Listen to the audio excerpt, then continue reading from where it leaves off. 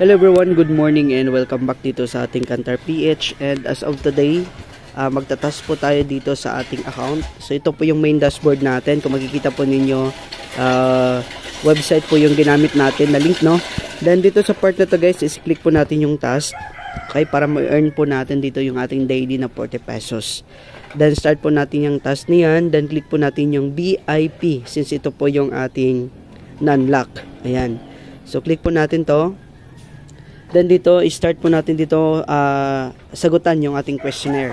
So dito na part, pwede nyo din po ditong ibahin yung mga sagot nyo. For example, dito number 1. So yan lang. Then click nyo lang yan. Ang pinaka-importante dito is ma-perform po ninyo yung task ninyo at matapos po ninyo siya within a day para ma-earn po ninyo yung inyong $40. Then after nyan, click submit. Then pag once na nag-success, balik po kayo dito sa inyong dashboard. Then balik po kayo dito sa inyong member icon. Then dito meron na po tayo ditong 220 pesos. Yan, so pwede na po natin yan ma-out. Then pero ang minimum withdrawal dito is 70. Then yung another one is yung 300. So hintayin po natin no na mag 300 to, no, bago natin i-out. Kasi mas maganda dito pag once na malaki yung i-withdraw mo, no, para isahan or bultuhan lang. So dito sa ating regular employee, kagaya natin, no, yung VIP 1 na tayo kasi regular employee na tayo.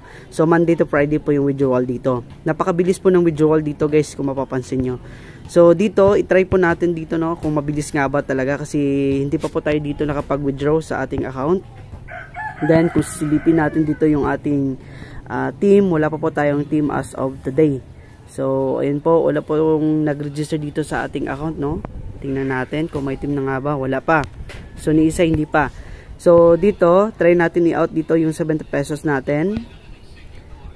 Okay, so yun naman po yung ginagawa natin guys, no, pag once na nag-unlock nyo po kayo ng VIP. So yung start po ng investment natin dito is 1,200.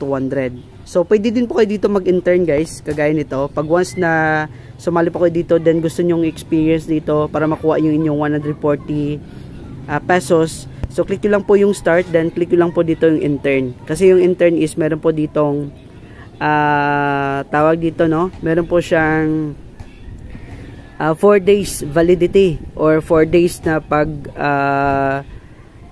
perform ng task ninyo para makuha yung 40 pesos. Then pwede nyong i-withdraw po yun na hindi po kayo nag-invest. So yan po, kung gusto nyo po ditong i-try lang yung system natin, so pwede po kayo dito makakakuha po ng 140 pesos in just 4 days, no, na once na nag-perform po kayo ng task doon sa survey questionnaire. So yun lang yun, kahit na hindi po kayo mag-invest, click nyo lang po yung intern. Pwede po kayo dito mag withdraw. So bago po kayo mag-withdraw, i-contact nyo po muna ako dyan sa Facebook natin, dyan po sa description box po ng ating video.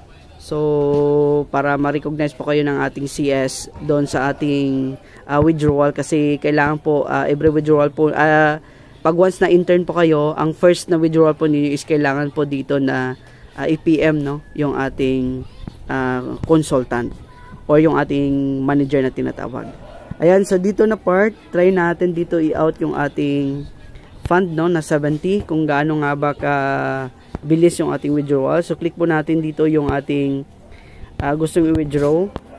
So 70 yung pwede natin i-withdraw today. Then punta po tayo dito, i-add bank po natin dito yung ating GCash. Yan, sa GCash wallet natin. Then click po natin dito yung ating i-add. Ayan, na-add na po. Then i-click po natin dito again yung 70. Then click po natin dito yung GCash. Then click po natin dito yung confirm. Try po natin dito mag-withdraw. Then select po natin dito yung GCash. And of course, i-click po natin dito yung withdrawal password natin. Then after that, ayan, so success na po yung ating withdrawal. So click po natin dito yung ating withdrawal history. So ayan po, in application po yung kanyang status. So dito na part, hintayin po natin siya na mag-success. Titingnan natin kung gaano nga ba kabilis yung ating withdrawal. Yan, success na po guys. Then refresh po natin. Okay, refresh po natin dito yung ating account kasi sa system natin success na. Sige, back po tayo. refresh po natin ulit.